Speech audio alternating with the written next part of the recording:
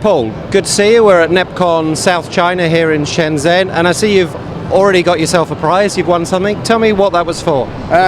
We've been developing a product for about 2 years to clean the solder off a circuit board after you've removed the BGA. It's time that we did it. We've been thinking about it for a long time. You know, the pitches are going smaller, the size of the pads are coming down to the thickness of a human head of hair, so you can't go near them with a soldering iron. So we've developed the generic name in the industry is called scavenging, but we were very successful with our rework machine for the first time, thinking of a name, so we called that a Scorpion, which stood basically for a small machine, big sting, strong, that sort of thing. So we're calling this the solder bee. And we got an icon of a bee sucking instead of sucking honey, sucking the solder off. Okay. And what kind of markets are driving that? Is it the medical, automotive, or is it the high volume consumer where miniaturization's really driving? Miniaturization of packages is being driven by POP for mobile products, tablets, cell phones. But medical is a good alternative because they're very, very small, and they don't really want to damage the pad with a high temp soldering iron. So anything that's high reliability, if you're allowed to rework it. So for instance, a Boeing board, you can't rework them normally.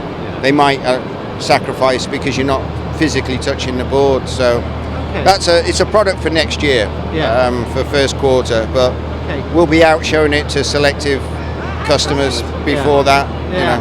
And did you chose this show to put the paper out for the first time? Any particular reason that you've done it here first? Well, Shenzhen location in Guangdong builds 45% of the world's cell phones. Wow. So this is the right place to do it. Yeah, absolutely. And if people want to download that white paper, can they find that on your website, or is it a white paper yet, or just a presentation? It's now, because we've done it, we're free to give the information to you wherever you want it, and there's some movies in there of it working. So well, we'll certainly make sure we point to that on the website. Obviously lots of cell phone manufacturing here, lots of other stuff going on. What's South China looking like for you as a company at the moment? It's very active, and the people that want a demo, in the last 2 months we've seen people request a demo and then say, well, we'll be there in 2 weeks, and they go, no, you'll be there by the end of this week. So it's very active. And shipping machines around, you don't always have machines in every location.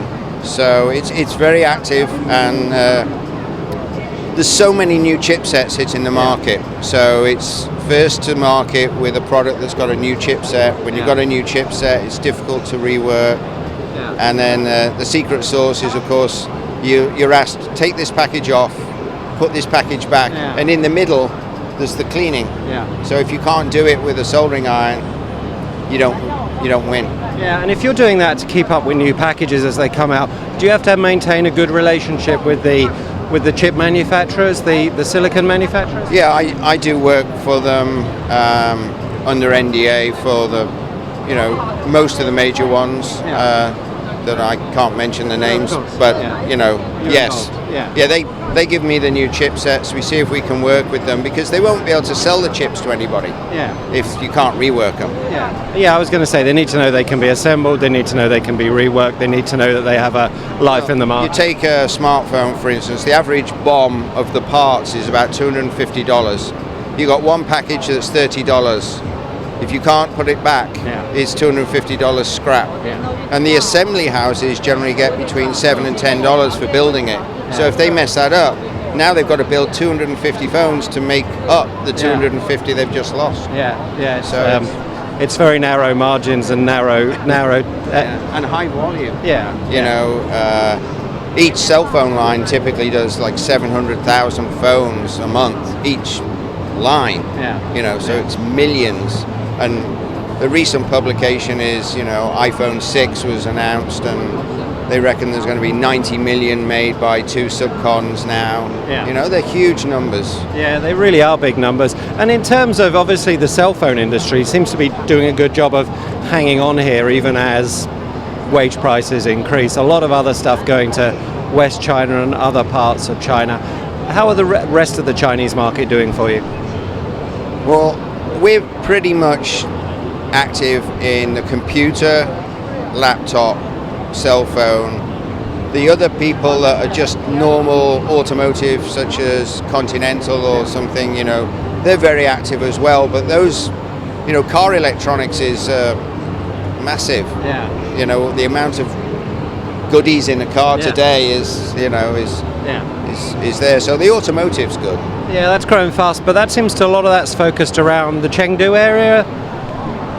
Yeah, but in China, they do the AVL in China, Right. but they make them in Nogales, they make them in Germany. So once you succeed one here, it's multiple locations that you're asked to go and perform. Yeah. So, but we have new channel. We've selected. We moved Ian Orkwood over from Ohio. He was one of our regional sales managers.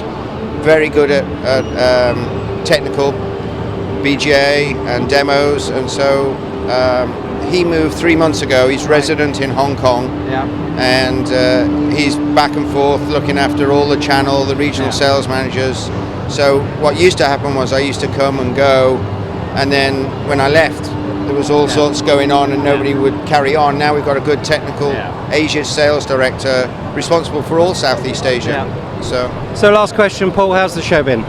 Yesterday was a bit quiet, but the first day can be.